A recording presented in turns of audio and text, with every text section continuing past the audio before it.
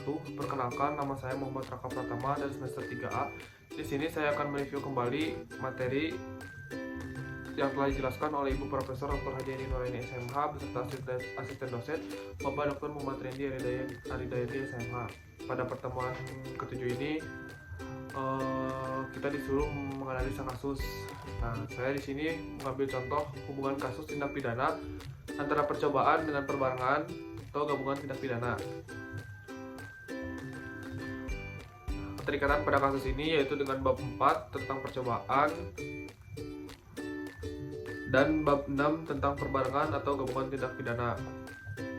Definisi tentang percobaan tindak pidana tidak diatur dalam KUHP, tapi dalam KUHP hanya ada batasan yang menentukan kapan ada percobaan dan menentukan syarat-syaratnya saja, yaitu seperti diatur dalam pasal 53 dan 54 KUHP.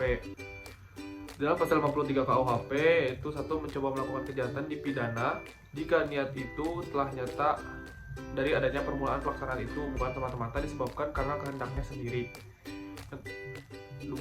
Maksimum pidana pokok terhadap kejahatan dalam percobaan dapat dikurangi sepertiga. 3. Jika kejahatan diancam dengan pidana mati dan pidana seumur hidup, dijatuhkan pidana penjara paling lama 15 tahun. 4. Pidana tambahan bagi percobaan adalah sama dengan kejahatan selesai.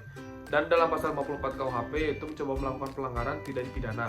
Selanjutnya, kasus ini juga berkaitan dengan bab 6 tentang perbarengan. Dalam KUHP tidak ditemukan definisinya, tetapi dari rumusan pasal-pasalnya dapat disimpulkan.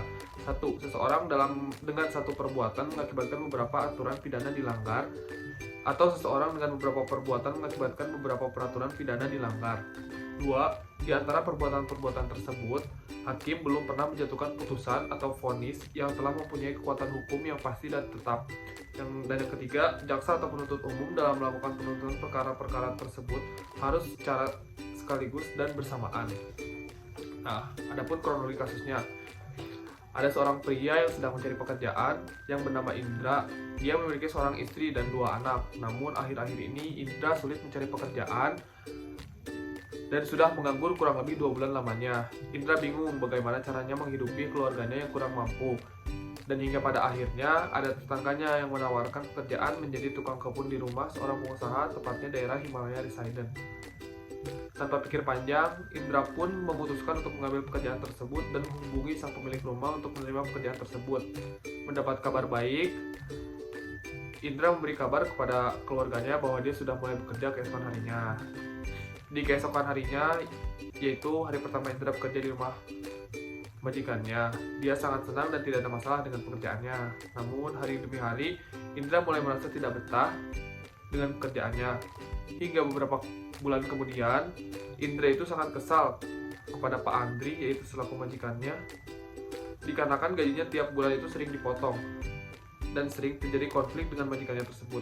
Karena hal itu, Indra sangat kesulitan untuk mencukupi kebutuhan keluarganya. Hingga pada suatu hari, tepatnya di hari Sabtu, Indra itu melihat majikannya pulang dari luar kota dan menyimpan uang yang sangat banyak ke dalam lemari. Karena kesal dengan majikannya, Indra kemudian berniat untuk mengambil uang di lemari itu. Dia berencana untuk mencuri di malam hari dengan tidak mengunci salah satu jendela yang ada di rumah tersebut. Kemudian pada malam harinya, dia mulai menaiki pagar rumah majikannya dan menuju jendela yang tidak dikunci, sehingga dia bisa masuk tanpa ketahuan dan mulai mencuri beberapa uang yang ada di lemari majikannya. Namun seketika Pak Andri selaku majikannya terbangun dan melihat Indra sedang mencuri uang di lemari tersebut dan langsung berteriak meminta tolong. Saat itu Indra panik dan seketika menganiaya serta melukai majikannya dengan pisau yang dia bawa sampai majikannya tersebut tak bernyawa. Dan Indra secepatnya melarikan diri. Namun warga sekitar mendengar teriakan istri dari Pak Andri yang meminta tolong dan akhirnya Indra pun tertangkap oleh warga sekitar. Nah, analisis kasusnya, atas perbuatan yang dilakukan oleh saudara Indra, ia mendapat 3 tuntutan, yaitu percobaan pencurian, penganiayaan berat, dan pembunuhan. Sehingga, dalam kejadian ini, Indra dapat dijerat dengan pasal 363 ayat 1, ketiga KUHP junto pasal 53 ayat 1 tentang pencurian dengan hukuman pidana paling lama 7 tahun.